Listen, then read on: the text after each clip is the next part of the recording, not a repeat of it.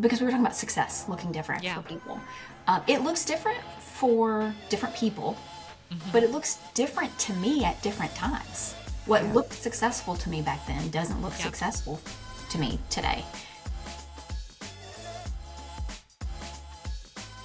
Hey everyone, and welcome to The Edit. I am Amanda from Seattle. I'm Whitney from Minneapolis. And I'm Erin from Nashville. And today is what I'm going to call a bittersweet episode. Erin is going to be talking a lot in this episode about taking a step back when you've recognized that it's time to do that with your business. And for us, what that means is that she is taking a step back from the podcast.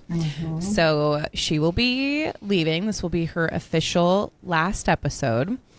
And then Whitney and I will be continuing on to finish up the rest of season 2.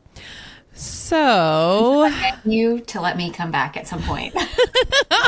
I know. Of course, whenever. Seriously, it's like I said, it's bittersweet because we have talked about this. This is not like Erin was just like, hey, I'm done. There were many conversations about stages of life and knowing a decision is the right one to make, even if it feels hard.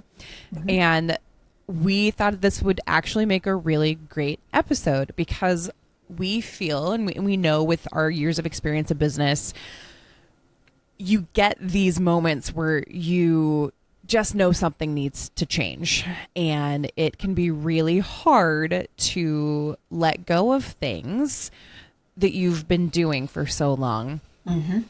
But something keeps getting at you and you just know that a change needs to be made. So I'm going to let Erin take it from here and talk a little bit more about her decision about this and what led to that and the steps that she is taking in order to keep her business still running enough so that when the time is right to come back full swing, it won't be a very painful process of like starting over again. It'll just be kind of picking up from where you left off. So you ladies know behind the scenes, I've talked about it. Life looks so different for me than it did 15 years ago when I started this business. This month is my 15-year anniversary birthday. Oh, wow. I didn't realize that. Yeah. So 15 years ago, I started officially charging for photos, got my business license, all of that stuff. And I thought at the time, I mean, I was a high school English teacher, and I thought that I would do them both and, just always be a teacher and a photographer on the side. And then photography blew up, and I thought I would be a photographer forever, which I will be. But I thought that was going to be, I mean, it has been for 15 years, a huge part of my identity. And aside from my husband, because we've been married for almost 18, aside from my husband, nothing else has been this consistent besides photography. The way that we grew our family and where we live and his job and our church, like everything besides my husband and photography has changed. And we've talked about seasons a few times on the show here where, there are seasons where I've hustled to build the business and it was my life. There are seasons where photography got me through heartache with infertility and whatnot. And I threw myself into it.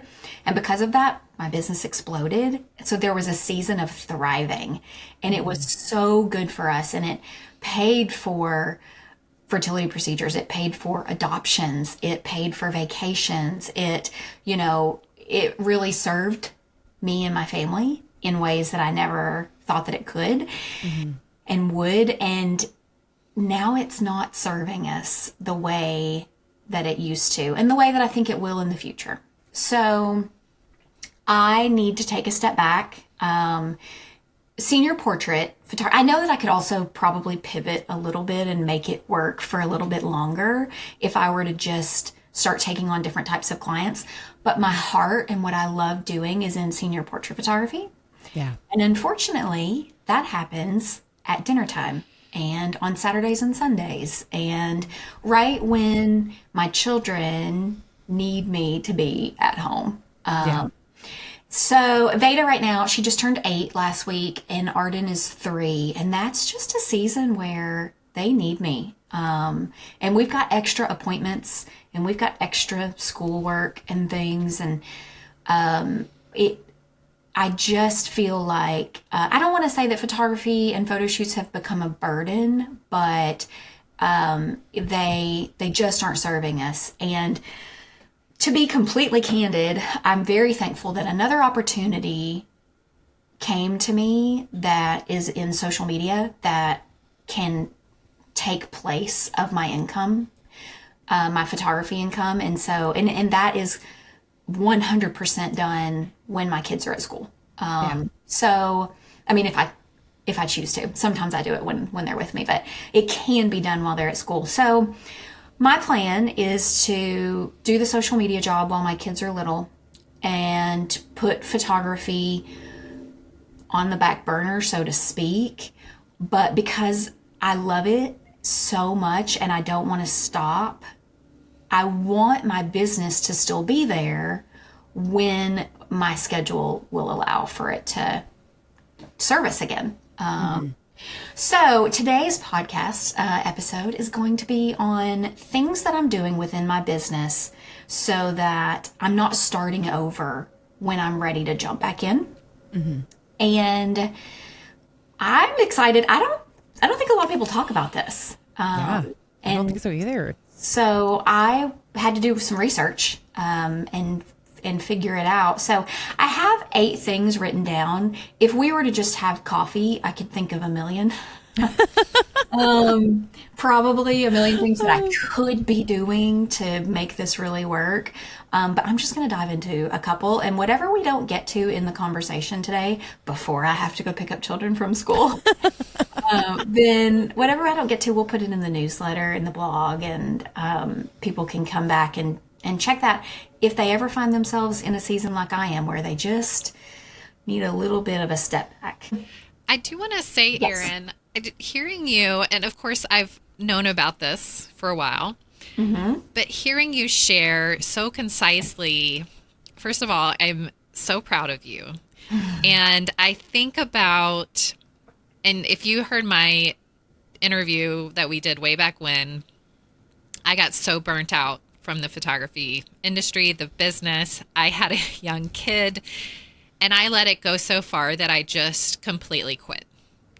I did not have the wherewithal, I think is the word, to let myself take a step back. And so I'm seeing you do this in such a smart way, for not just for your business, but for your family, and letting yourself still keep that passion of photography that I had completely lost, even though I still had it in me. And I think you're just setting yourself up, you're setting your family up for happiness, which I think is huge, and for stability, and for your kids to have a mom that's there. I like to cry. But like you're doing it. I've already gotten teary at some I know. I was going to say, I'm like, okay. word or Tears are starting already. Who? Okay. Yeah. This is important stuff. It's really important. And I think too, I'm like, wow, you're like, I want to come back to it. And I look at my journey, and I thought I was like, I'm done with photography. And after that break, I realized it's still something that's always going to be in me. And it did come back. And that's how I ended up doing this podcast after thinking I was completely done. And so I see also so much for your future that is going to Thank you. come for you. So Thank you. When you said doing it in such a smart way, I was thinking you should have me back in a whatever time it is when I decide to come back and see if I actually did it in a smart way. It's yet to be proven. But I just love it so much. And, we've seen a lot of our friends in the Nashville area that you and I both have, mutual friends, close up shop in the last 15 years. And so I've seen it, and it's always made me sad when I see a beautiful photographer close the door for so many different reasons. That I've been thinking about this, back when things were thriving. I was always kind of wondering, will I do this forever? And how do I transition out? Or how can I keep it going if I'm trying to do something? I mean, I've had these thoughts and conversations with myself for years before it ever actually came time. Because I don't want to let it go. It really is such a big part of me. And I have sessions in the books. I'm not putting my camera on the shelf, and that we'll talk about that. And so if somebody is feeling burnout, even if they don't have that like strong reason like I do to take a step back, but they're just feeling burnt out, this might be a podcast episode for them as well. So I think one of the first decisions that you need to make is if you're going to be vocal about the step back in a public way or not. I have not, on my social media page that's for my senior portrait photography, I've not been vocal about taking on fewer clients and having a different source of income, main source of income. So that doesn't mean that I won't in the future, but I decided that it would be more of a private step back. I don't want anybody to question whether or not my heart is in it if I'm booking a session with them, because I've made the decision that if you're on the calendar with me, you're going to feel like this is my main job, right? But you could tell people, especially if let's say your husband's, your spouse, your whoever is getting relocated for a main job, and that it's for a set amount of time and then you're coming back or something. Like if like I need a 2-year break, you might be vocal about that. For me, I decided not to. So if you look at my social media, it doesn't say I'm only taking a handful of clients this year. I'm going to keep that up. First decision is, am I going to be vocal about it, or am I just going to keep going? I chose to just keep going and to just focus on showing beautiful portraits and not talk about the taking a step back part. And then that's an easy one, right? The next, probably most important one that I think is you need to calculate your minimum income requirement, because I don't want to let go of my website, my insurance, I have a list, by the way. Let's just glance at it. Website, hosting and maintenance, insurance, tax prep or accounting, camera maintenance and repairs, editing software, subscriptions, marketing tools, business licenses, professional memberships. These are things that I need to keep and to keep running.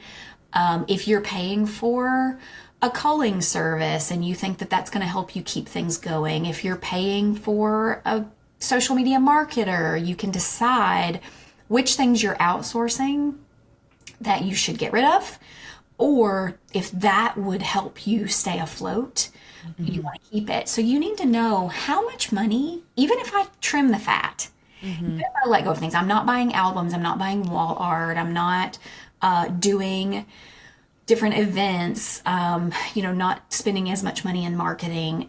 Even if you trim the fat, there are going to be expenses that you probably want to keep. Because I think if I let go of my Adobe subscription, I feel like I'm like grandfathered into some sort of great price, and I could be wrong about that. I don't want to get rid of that. Right? Yeah. So you need to know what your minimum expenses are, and then that will help you. For me, it helped me determine how many sessions do I need to book each month or year. I did it by the year because I do a lot of yearly costs. How many sessions do I need to book to pay the bills? Not pay myself, but to make sure that I'm not having to take money out of my personal account to pay the Dropbox subscription. So that is your minimum. This is what I need to book. And this is where I'm going to get off track with my notes, because the conversation in my head is not the way that my notes go. But if I know I only am going to take X amount of sessions a year, we're going to use the number 10. I don't want people to start thinking about my number. So we're just going to pick 10 sessions. It's going to depend on your pricing. It's going to depend on your expenses, all of that. But let's say I'm only booking 10 clients this year to keep my business to where it pays for itself. I want to be smart about what those 10 sessions are, because that's also my marketing for the year. And on a normal basis, if a family comes to me, like let's say it's 2023 and a family came to me and they wanted a family portrait session, sure, I'll do it. Especially I've got a studio in my backyard. Let's just go, let's do it. However, if I'm aiming to keep my senior portrait business afloat and I only want to take on 10 sessions away from my family and all my other obligations, I'm going to say no to the family stuff so that senior portrait session that I want to be marketing is what I'm dusting my camera off for. And so I've figured out what I need to keep the doors, to keep everything running. And I'm going to do those sessions with exactly what I want to be photographing. I'm going to say no to everything else. And that has been one of the harder parts about taking a little bit of a step back, is that people are coming, wanting photo shoots that don't fit. They're not senior portraits. They're babies. They're, engagement announcements, different things. And I'm having to say no to it. And it's so hard. But I know that if I accidentally say yes to all of those things, I'm either not going to take a step back and my kids are going to suffer because I can't do their homework with them because I'm at a photo shoot. Yeah. I'm either not going to take a step back, or I'm going to not be photographing the things that I need to photograph to market a senior portrait business. So this has given me a very clear path when the inquiries are coming in of what I want to say yes to, how much I need to say yes to, and what I want to say yes to. I'm trying to be mindful of, there are certain that I really want my name to stay popular in. Yeah.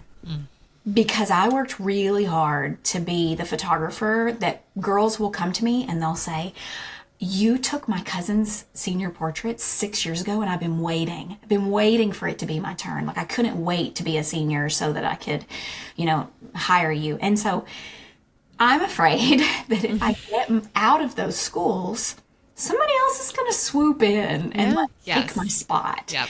And so I'm also being really mindful of marketing hard to those schools so that I can make sure that one or two of my, 10 sessions for the year is in that school.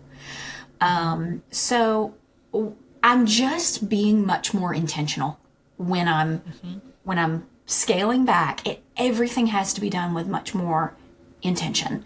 But then it's all kind of working for you at that point. You're still working on your portfolio. You're still getting that, like, my soul is fed with senior portraits. And so I'm getting that. My bills are paid, like I just have to keep myself on that path. That fits into my number 3. I'm jumping around, which was maintain meaningful marketing, staying visible, making sure that your name stays out there in the places that you need it to stay. In the newsletter and the podcast, I have things like under that, I have staying visible, repurposing content. I've got tips about how to keep marketing while you're not at your computer doing this every day. Because if I'm taking a step back from all of this, it's not just photo shoots I need to take a step back from. It's all of it, Yeah. And so I have some tips in here about prepping things so that it's kind of running for you. So that'll be in the blog and we'll put some of it in the newsletter. Oh, this is, first of all, I can already say this is so smart. We don't have to wait for that year. We don't have to wait for a year from now. Literally, yes. I did not think about any of this. I was like, I'm done. Yeah. And I kept paying those expenses because I didn't want to let certain things You don't go. want to let it go. Yeah. You don't want to let go. And also, I know we will have some people on here that are just starting their business. And when I'm listening to you talk, I'm thinking, wow, that's the kind of business I would want to run anyway, where I'm just doing the things I love, where I've got stuff set up to work for me, where I'm just so focused. And so I will be curious to continue hearing what you have planned. And for me, even seeing in your newsletter, where I feel like a lot of this, there's so much any photographer could take from this, Because when you no matter start out, where you're they're hungry. at. You're so hungry, Yeah. you're like, I'll do it, I'll do it. It'll Take be all the me things. now. Yeah. And then all of a sudden you're like, oh, I don't want to show this. Like, this Yep. isn't what I wanted to be doing. This isn't, Yeah. And so it is, I do think it could be, especially most photographers start out where it's a side hustle. You have to have another job to pay your bills, unless you're just lucky. And so, I mean, it would be a lot of these tips are things that would help you build your business in a smart way where it's not overtaking every bit of your free time with another job. Yeah, so that could go hand in hand. Yeah. I agree. I'm going to jump back to number 2. This is Yes. I love it. All out of Please order. do. Whatever works best. it was streamline and automate your workflow. So I've learned that if I step away from routine, everything falls apart. And that's been part of the fear of all of this, is that I get out of the habit of doing all the things that have made my experience for my clients what it is, and that they wouldn't get the same experience. So, I love Dubsado. I love any CRM. If if you love a different one, so be it. But I think photographers need some sort of software where things are automated and streamlined, so that when you're out of the habit, your clients are still getting the same experience from you that they got when you were living this every single day. So automating client communications, having email templates and contract templates and all of that ready to go, and then batch create and schedule content. Having it to where it's as automated as possible is going to be more important than when I was busy with it, right? Because you forget it. Yeah. When you're busy with it, at least you're sitting down looking at it every day and reminded about it. And so streamlining and automating my workflow, a lot of this I was already doing. I'm going to keep doing it, but I wanted to make sure if somebody's not doing it, that they implement that. Let's see which one I want to jump to next. Maintaining skills and inspiration. I think continuing education can still happen, even if I'm taking a step back from it. I still love Creative Live. I don't watch it as much as I used to before I had kids, but I want to make sure that I stay up with trends Yeah. and things that are available to me as a photographer, but with technology always changing. And Creative Live is a great way to do that. You'll learn about things that you didn't even know existed when you're watching those. Passion projects, networking and community engagement. Many years ago, I read the book Never Eat Alone. And I think I can't quote any of it, but I know I still live by it. Being in the room with people when you can. 2 days ago, I had lunch with a photographer. But being in the room anytime that you can with people who love what you love, I mean, Yeah. so if I've got a free afternoon and I can take a photographer to lunch and, have conversations about trends or business practices or future plans or bouncing clients to them, they'll remember that. And when you're ready to jump back in, you still have that camaraderie and relationship in the industry. So I will still maintain skills and relationships, even if it's not my full-time gig. I think that one, it would be one of, not like technically, but I think it would be one of the biggest things that I would regret letting fall off, making sure to do that whenever you can fit it in. And then not just with other photographers, but nurturing client relationships. So I said that publicly, I'm not putting on my senior portrait page that I'm not focusing on senior portraits every day. But when I'm having conversations with people after church, when I'm seeing family members, when I'm catching up with old friends, I'm talking about this and I'm letting them know my plan. so that they know that, if I don't take on a bunch of sessions right now, it doesn't mean that I want to quit. I want to always remind people, I'll be back. I'll be back. Keep me in mind. Like I want people to know the plan, because word of mouth has been huge for me over the past 15 years. And I don't want people to ever question what my plan is and not send somebody to me because they thought I didn't want it. Right. Yeah. So nurturing relationships with people, making sure people know what my plan is. And then checking in with past clients. And, like if somebody, it's going to be hard to tell people right now if they want a family portrait session, no. So my plan isn't just to say, no, but here's a great photographer. My plan is to say, I'm needing to take a step back from anything that's not senior portraits right now. This is the photographer I would recommend for you, but please reach out to me to touch base the next time you need a family portrait photographer. Maybe I'll say yes to it at that point, Yeah. So checking in with clients, letting them know what your plans are and asking them to come back in the future. I think you don't want to start from scratch when you're ready to come back. Especially if you really like those clients. Like, I think that we all have some clients we're okay if we don't see them again. But I think for at least, Erin, like you said, this is 15 years now. This is yours. This is your baby, your business. And you've had the people that you want to work with again, and you don't want to lose those people. And so to be able to keep that and to have you stay in their heads too. Yeah. And you said you've got these clients that like you wouldn't care if they disappeared, and then the ones that you love. I actually have I need to put it in my iPad so that it's easier to search, but I have a written in a notebook, like favorite clients ever list.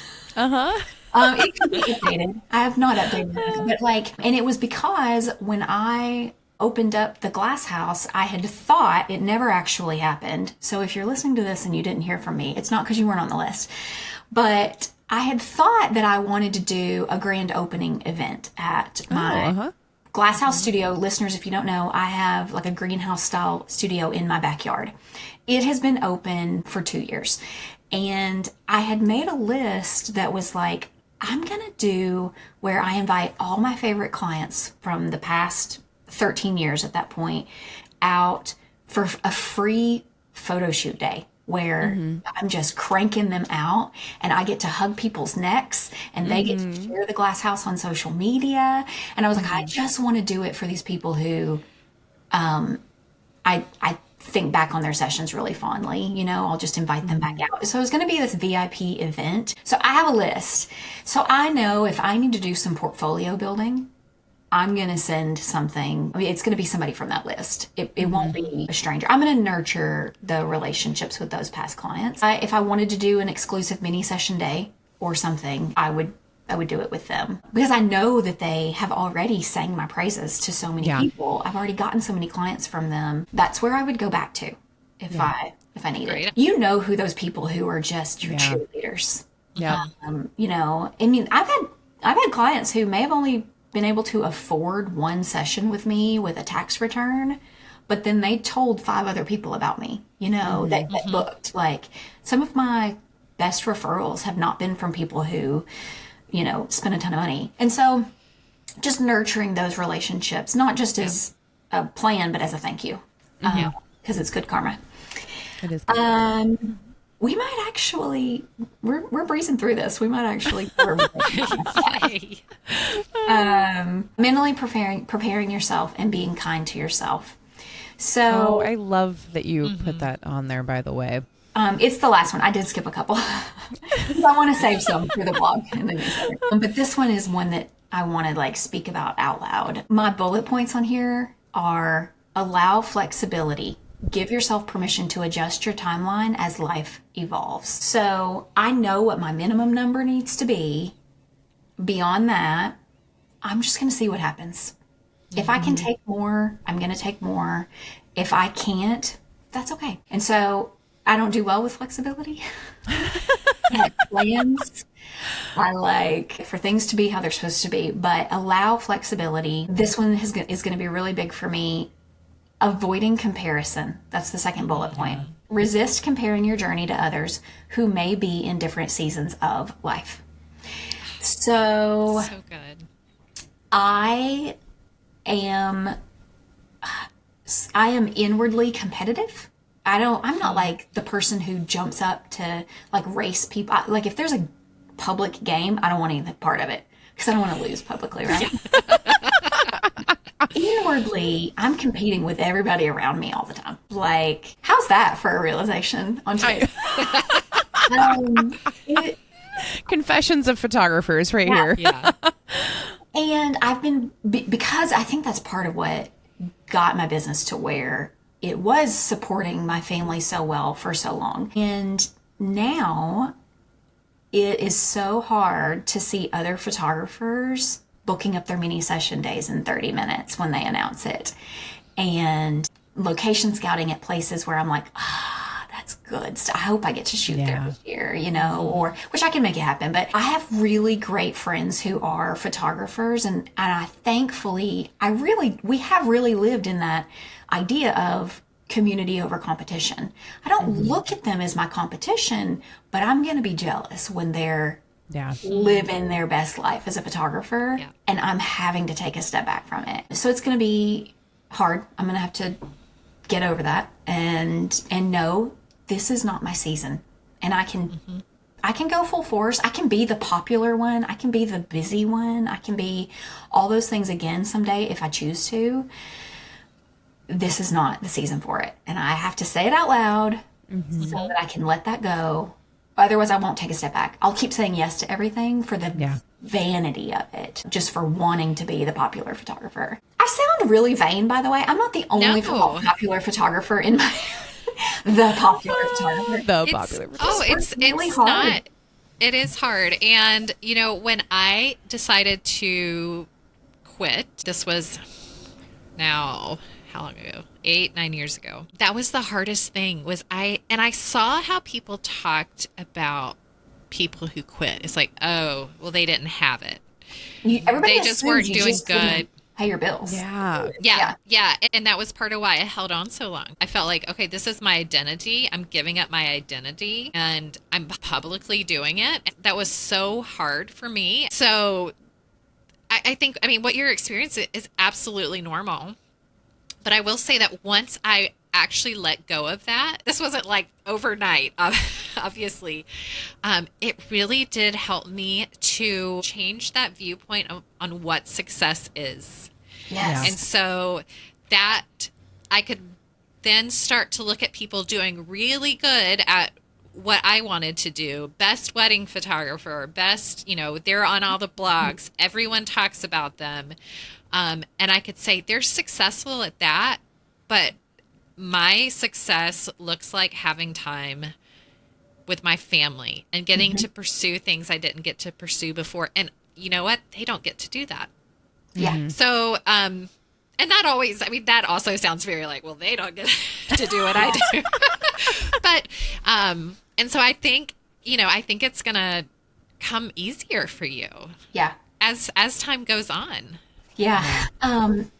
You guys have heard me say in a recent episode, I won't remember which one or what the conversation was even about, but I do remember that I shared when Veda was 4, for Mother's Day, they had them fill out a paper that said, like, my mommy is blank years old. My mommy weighs 700 pounds, because they don't know. And it said, my mommy loves, and Veda said, her computer. My mommy is good at working. Yeah. And it crushed me. And in my Facebook memories right now, things keep popping up, and it's always me working. It's me. I was bragging at the time. I was so proud of being able to juggle all the things. So it was like I would take photos of my laptop screen with Lightroom open and Veda in the background, whether she was like napping on the couch next to me or like doing yoga in front of the TV and it was cute, or like we were at the beach, we were at the park. I didn't realize how often I did it. Where now I keep getting these reminders where it was like I thought, oh, I'm juggling all the things, and I wasn't. And I don't know why that was a badge of honor for me at the time.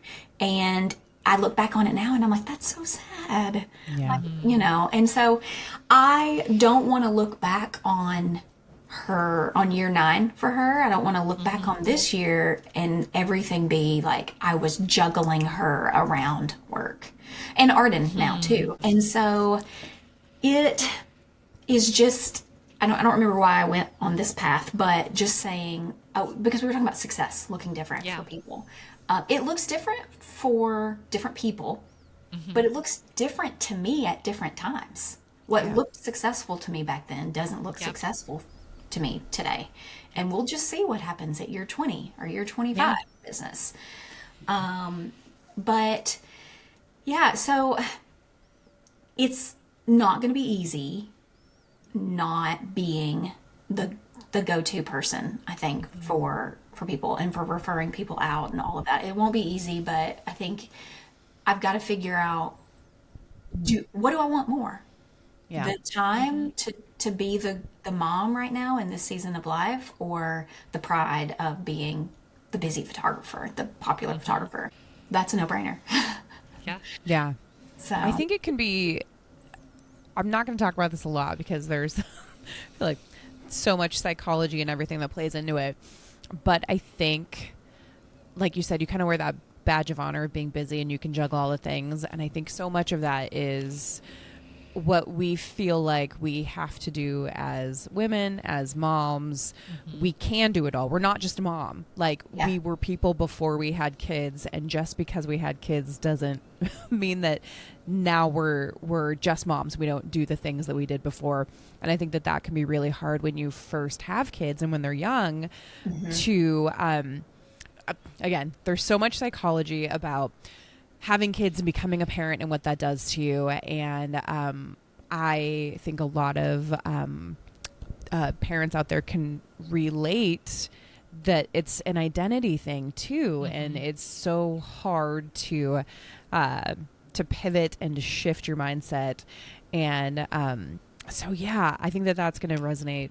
I mean, that resonates with me. I started getting super teary-eyed because I was like, this is the hard part about being a parent and a business owner is that pull, that struggle, that like inner turmoil of like, who am I now that I'm a parent, and what does that mean for all these other things that I've done? But now this person is here and they require a lot more, and I want to be juggling all these things, but it makes me feel so burnt out and I can't do this, but I can't show everybody that I can't do it. Like I need to show everybody that I'm making all of this work. Because I know I've done that too. And in reality, I was like dying inside because I was so stressed out and so burnt out and operating on next to no sleep. And it's like a pride thing, but also, psychology, sure. Tons of stuff with that too. But, there's a lot to it. I appreciate that you brought that up because I had thought about this when I was prepping for this. I've had weeks to prep for this conversation. So I've had so many thoughts in my head that won't make it out. I won't remember to say them all. But I want to be clear that I'm not saying like, if you're juggling all the things, you're going to regret it. Or, like this is like I don't want to say like, I'm the smart one because I'm taking a step back, like the life looks different for me. And I won't overshare my children's stories, but we have extra things going on that we didn't expect to be going on. And I'm needed more than I thought I was. I mean, I thought it would be no big deal to have a sitter for a photo shoot or whatever. They need me to take them to certain things or to be home doing certain things. I know that I can pivot the type of photography that I'm doing. I could be, I could probably raise my prices a little bit more. I could make changes within my business and make it work. So there are going to be many women out there and men who can figure it out and not take the step back that I'm taking. So I hope that there's no one out there that, I mean, there might have been somebody before I just said what I said, who was thinking like, well, I'm juggling all the things. Are you saying I'm wrong for juggling all the things? Like, no, I mean, this is just the journey that I'm on, where now it's not the time to be juggling. Yeah. It looks different for every person, and there are people that can or need to make it work. Yeah. And I think we've all been in spots where we've had to make it work, and we do it. And, you know, like I said, everybody's story is different. And to me, I think the biggest takeaway, really, if somebody is listening about this part specifically, is I think you know in your heart when it's time. Yeah. I think that's a really big thing, is you recognize this isn't working. And there needs to be a change, and I have to actually listen to what I'm feeling and look it straight in the face and figure out what that means. And so I love that you're sharing with us what that looks like for you right now, Erin, and that I think for me, I want everybody that's listening to learn to listen to yourself. Your body, your heart will tell you when something isn't working, and you need to listen to that. I think so many people don't listen when they are feeling this, but it's so important for your mental well-being and, you know, Erin, in your case, your family's well-being. This is the right decision for you right now. Yeah. And I think that goes back to comparison that we get sucked into, is the more we look at what other people are doing, the less we are able to listen to ourselves. Yeah. There was a season of my life where I did not follow other photographers on Instagram. I couldn't. I can now. Yeah. But there was way too much comparison, and it was so healthy to unfollow everybody. Yeah. Yep. I'm gonna save the few more bullet points that I had, and I might add some more to it when I actually get to typing up the blog and the newsletter. There's some practical things that I don't want to. I think they're just more boring. They're not conversational, so I'll put them in writing. I still want to be a photographer. I don't want to stop, and so I just have to figure out a way to hit pause without closing the doors, and hopefully set myself up for success. I do a lot of things for future Erin.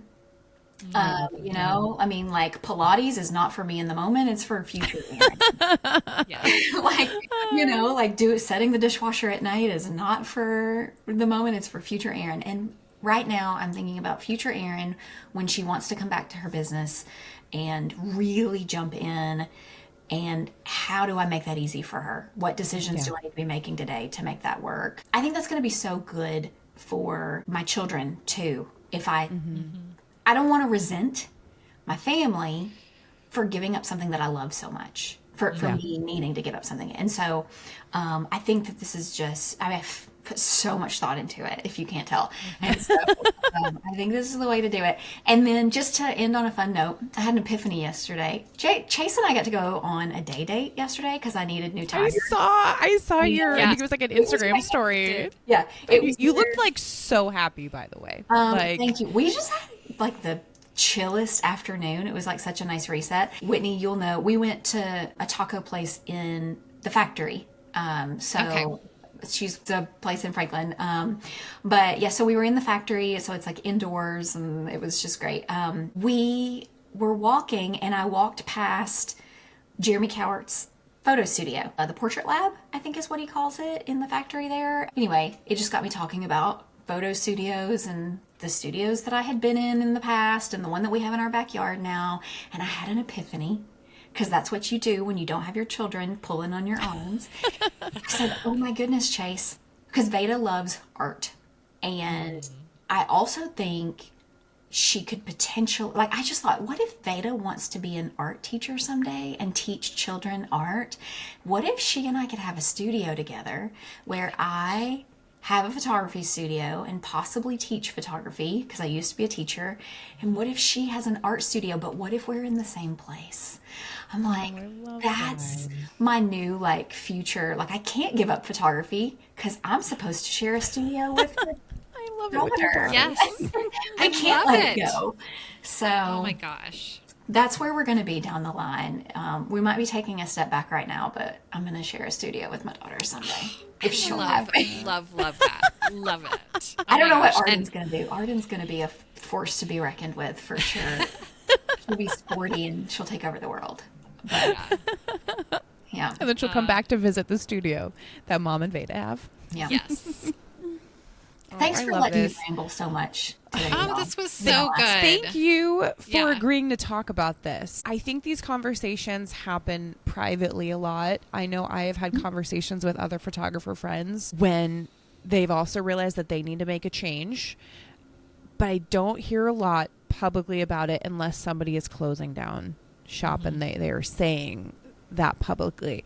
Yeah. So it's nice to have a conversation to hear about like what goes into making these decisions, what practical steps you like, the steps that you laid out. I'm like, that's amazing that you have figured out what Yeah. needs to be done in order to Yeah. make future Erin's life a little bit easier when she comes back to this. And I haven't heard a lot of people publicly talking about things like this. So I feel like this is just so nice. Sometimes it's nice to know you're not the only one. I think for me, that's what I find. And when you were talking about like keeping connections with other photographers or other business owners, I feel like a lot of that is because it's just nice to not be alone in a profession where a lot of the time we are on our own. Yeah. And that whole community aspect of it, of, just building your people and keeping your people around you and knowing that people have your back, people understand, and to be able to have these thoughts come out and people to get it. And that's one of the reasons why I've loved having the podcast, and I'm going to totally cry now. But I'm going to miss having you. Thank you. I'm going to miss it too.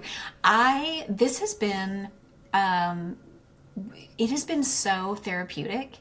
And I've learned, we've all been in business for a while, but we're still learning so much. I can't wait to just keep listening, and I'm going to be like pitching things to you guys, and maybe I can be a guest for some reason randomly, or a fill-in co-host or something. And who knows, I'm going to be cheering you on so much. I love the idea behind this podcast. I think we all could have used it when we were trying to build businesses. And I think your hearts are in the rising tide floats all boats idea. And I love it so much. And it was really hard for me to make the decision to step back from the podcast. But if I'm taking a step back from such big parts within my business, I have to take steps back from the little parts too. And the newer, it's been a wild 2025 already. Yeah. Yes. Yeah. Maybe Just kidding. Lots of change. Lots of change. I love this podcast so much, and I think it's going to be so beneficial for so many, and I will be cheering you on. Aw. Thanks, Erin. Yes, thank you for thank helping us to you. build it and Oh my gosh. have it become Yes. what it is. Like, Yes. that's the thing. Okay. Well, And you are our friend, and we will, in my head, I'm like, we will still see you. Maybe it's not even recording. We can just have a little chat someday. So Just randomly send you Marco Polos. yes. exactly. I know. I love Let's it. go. We'll all go out to coffee in our own towns, but have Yeah. our phones put up, and we'll have our own little Yeah. Yeah. our little Zoom coffee meetings. Yep. So, anyways, okay. Well, I'm gonna end it here. Thank you, listeners, and everybody watching, for allowing Erin to come into this space and be so vulnerable and talk about what is going on. So, let us know if this is something that you find that you're at with your business. I'm really curious, and I love the idea of everybody supporting each other too through times like this when changes need to be made. So, if you like this episode, please give us a like. Please let your friends know that this podcast exists. We would love to help other photographers starting their business and those that are looking to pivot in their business a little bit later on too. You can follow us on Instagram, The Edit Weekly, and we are most of our episodes are over on YouTube, so check them out. Free resources for starting your photography business, and like and subscribe, all that fun stuff. Keep us in it now that Erin's out. Yeah. Okay, well, we will see you all next time. Bye. All right. Bye.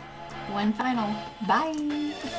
Okay, Photo BFFs, if you have not subscribed, do that right now so you never miss a new episode. You can also find us at theeditweekly.com, where we have free resources and downloads for you to help grow your photo business.